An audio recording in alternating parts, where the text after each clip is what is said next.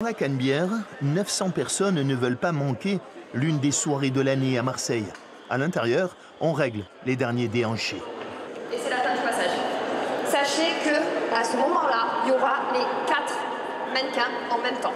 Avec Alison en maîtresse de cérémonie, les 40 mannequins vont répéter une demi-heure avant le moment crucial, coiffure, maquillage, l'instant où on se transforme.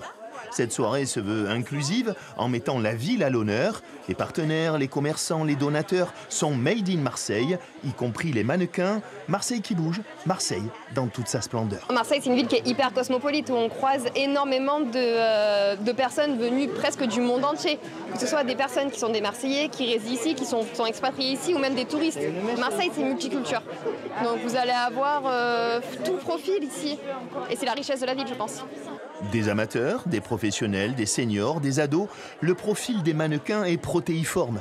À l'image de Bambo, animateur dans la vraie vie, une de ses amies a vu en lui un potentiel et on la comprend. Elle me dit tu portes plutôt bien les vêtements, tu as du style, donc pourquoi ne pas venir essayer. J'ai tenté ma chance, ça a été bien perçu et je ne sais pas faire les défilés de base. J'ai défilé. Mais avec le sourire, je n'ai pas respecté les codes, j'avais de la musique, j'ai dansé un petit peu, et à partir de là, ça a plu au public. Cette 10e édition a récolté des fonds pour l'Institut Paoli Calmette, qui représente forcément Marseille. Quant au défilé, chacun aura trouvé son bonheur, des enfants à Alison, en passant par Bambo, très stylé, sa carrière est toute tracée.